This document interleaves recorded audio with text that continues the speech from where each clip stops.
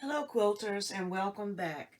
We're now up to block 10 in our sampler quilt, which means after today we'll be 2/3 of the way complete.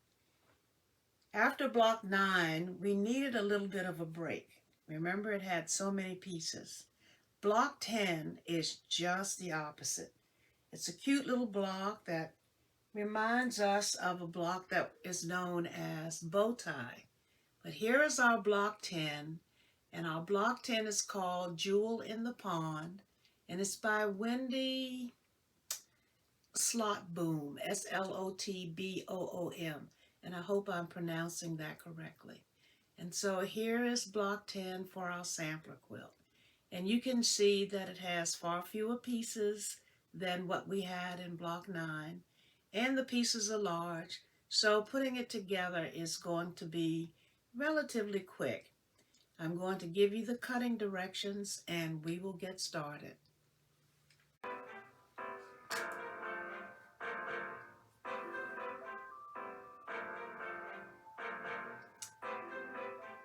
When you look at the block, you see these fabrics. And so for the first fabric, the dark pink, we need two 6.5-inch squares. And for the next fabric, the cream and the pink print, we need two 6.5-inch squares. Very simple cutting, very easy cutting.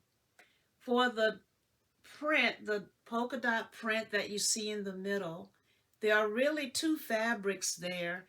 Kind of hard to see the color distinction right now. But for each of those, you will need two 3.5-inch squares so that you have four little squares all together. And then the last thing you need is a 5-inch circle. So those are all the pieces we need for this cute little block, Jewel in the Pond. And we will get ready to put this together.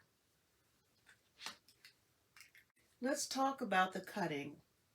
You can see on the table the pieces that I have cut. And instead of using the pink and the brown and the cream that you see there, remember I am using my African fabrics. And so here are my two 6.5-inch squares cut out of the blueprint.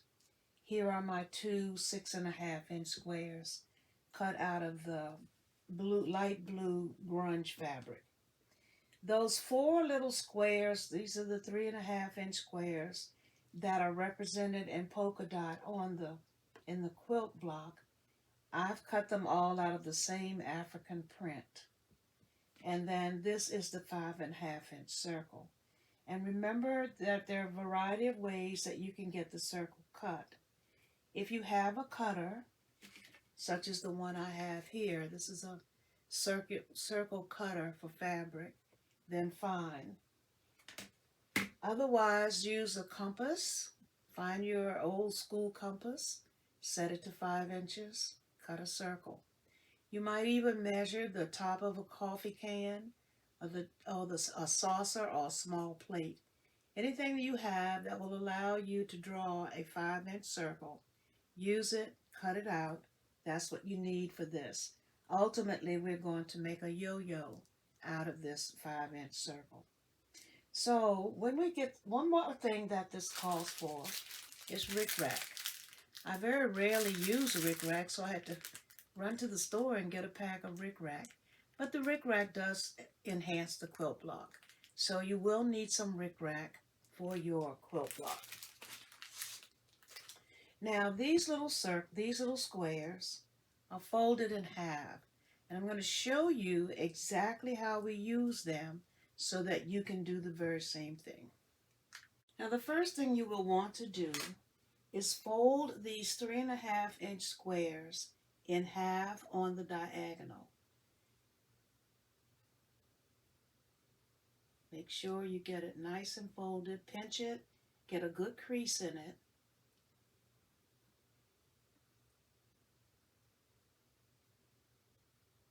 And it's going to go on your square in the corner, corner facing the middle of the block, just like that.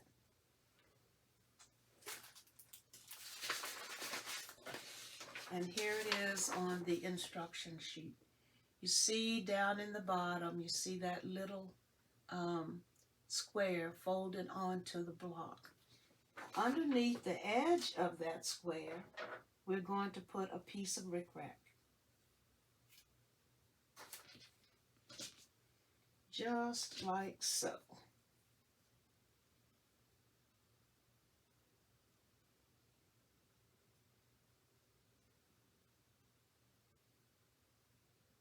And then, once we get this together like that, we stitch these 3 layers together.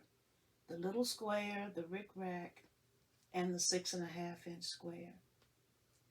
And we do this for all 4 6.5-inch squares.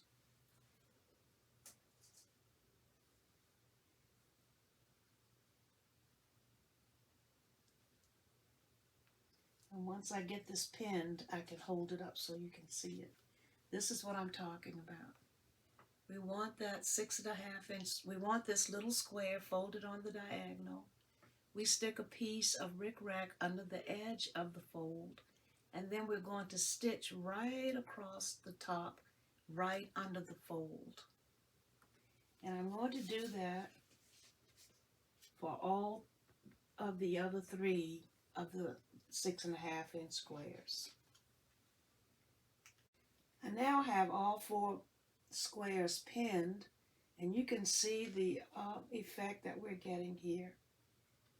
And all I need to do now is take each of them to the sewing machine and sew right along the edge of the fold to create the unit of the small square, the rickrack, and the 6.5-inch square. So I'm going to do that, get those sewn, and then show them to you. Here are the units sewn together. There's the little square, the rickrack, and the big square. And you're going to get several layers in here, you can imagine, because you folded this small square in half. Nowhere in the directions does it say to take a layer of that fabric out, but that might be a decision you will want to make. Rather than have the 3 layers of fabric here, you may want to take a layer out. I'm just pointing that out to you. I'm not going to do it, but I just wanted you to be aware. The next thing that I would caution you about, when you cut the rickrack, cut it longer than what you need. It's better to cut it longer and then trim it than to cut it what you think is the exact length and not have enough and have to cut another piece. So let's just get in the habit of cutting the rickrack just a little bit longer than we think we need. Then it's just a matter of trimming it off right along the edge of the big square. And that's, to me, is far less frustrating than if I had cut it too short and had to cut another piece. So these all need to be trimmed, which I'm going to do. They also need to be pressed. I didn't press the seam before I showed this to you. And so now I'm going to press them and finish trimming them and press them, and then I will be ready to sew the units together. And you can see now what effect the rickrack has on the block. It does make it kind of a gentle little block, a little cute little block. Rickrack isn't something I have used since I was sewing clothes for my daughter. So this is new to me, to put rickrack in a quilt block.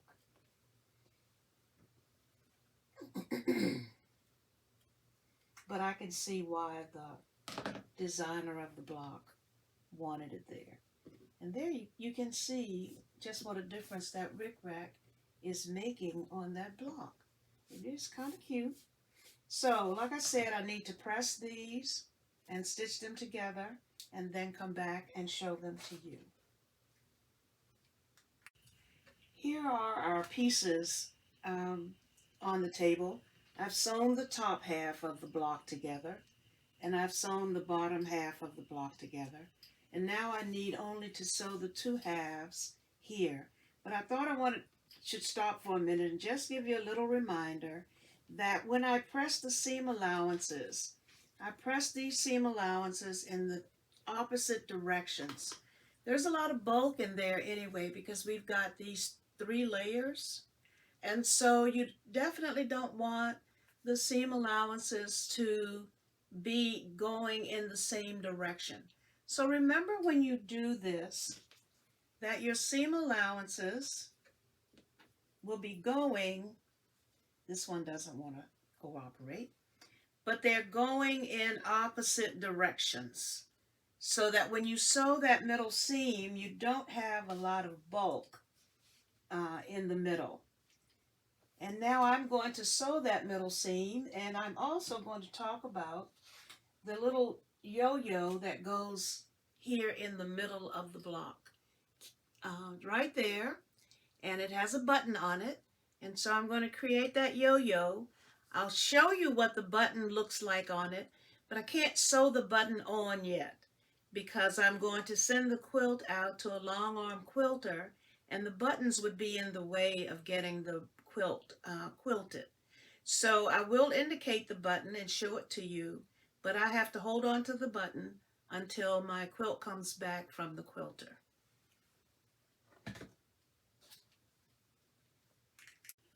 Here's our block. I've sewn that last seam together, and it really does mimic the light and dark of the original block. Now it's time to make the yo-yo, and I'm going to start by stitching 1/2 of an inch away from the edge of the circle with a large stitch. I'm going to use, I think it's a 5 on my machine, and just go around and around, and then I can pull up on the bobbin thread. I have a little circle guide that I'm going to put in the middle to pull up with and show you all of that once I've gotten the edge sewn. Okay, you can see how I've sewn around the circle with a very large stitch. It's a 5. And now I'm just going to pull up on the bobbin threads to gather this in. You just pull, and you can see it beginning to turn. And there are those of you out there who are far more experienced with making yo-yos than I am, because this block required me to make my very first yo-yo, which is another reason I chose it. Since I hadn't done one, I thought, well, this is a good time to learn. And but I know it's very similar to when I used to have to gather fabric when I was making garments. So that's what I'm doing now. And when I get it pulled in to a certain point, I'm going to lay my circle on it and pull it in around the circle, and then take the circle out. So let's see what we've got here.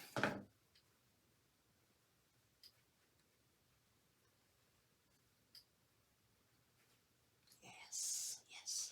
Don't you love it when a plan comes together? Okay. Oh yes, there we go. And then I'm going to work the circle out. Work the little piece of cardboard out and press that. And this is going to go here. Only it goes here with the folded side up instead of, and I guess if you wanted to do it that way, that's a design decision that you could make. But on the block, and I need to get rid of that glare. Let's see if I can take this out, which there's not so much glare. But if you can see it right there, you see that it's on the block with the gathered side up right under the button. And the button will come, as I said, a little bit later. So, if it were me, I would really prefer that. But I don't don't have that, so I need to get this piece of cardboard out. Yes. And then I'm going to stitch it. Stitch all of this so that it stays in place. And press it. In fact, I might press before I stitch. And those of you who know how to make yo-yos, you're probably wondering, why is she fumbling with that so much? And it's all because I don't know how to make yo-yos. I'm winging this as I go. But it is coming together. Excuse me. And for that part, I'm happy.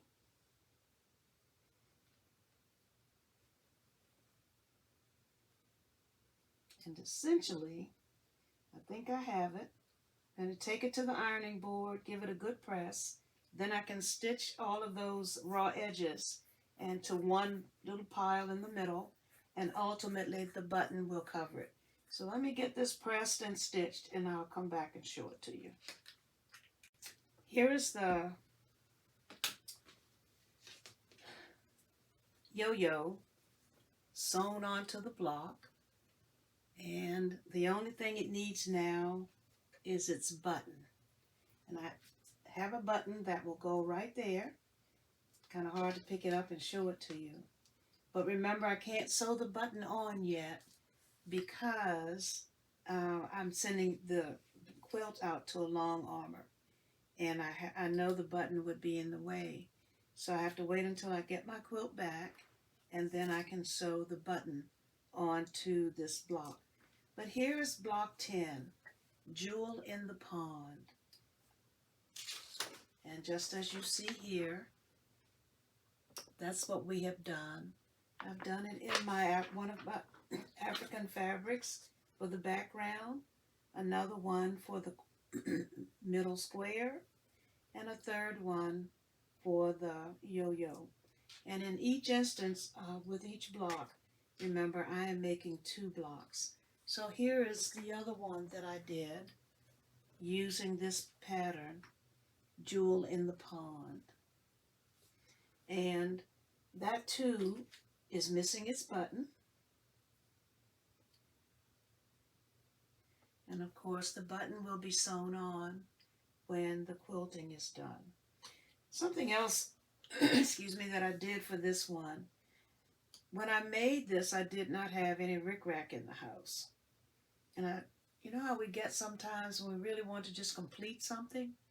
I wanted to complete the block. So I made some piping, which turned out to be quite an impressive design decision, because I like the piping as it goes around that middle square. And that might be something you will consider. And making your own piping is very, very, very easy. You cut a strip of fabric on the bias. And in my case, I cut a strip that was 2.5 inches wide because I really wasn't sure about the width. And I had some piping, had some tiny black piping, and I just encased the piping in a piece of my African fabric. And once I had encased enough, then I was ready to sit down and sew the piping on, just like the rickrack was sewn on here. The piping is right under that middle square, and I used the beige fabric for the middle square, and there's the piping. And so all 3 layers are sewn together. Then I put the yo-yo on, and will eventually put the button on. And I was so happy that I found that button. I think it's perfect for this block. Okay, block 10 is completed, and block 11 will be coming your way very soon. And we're almost finished with our sampler quilt.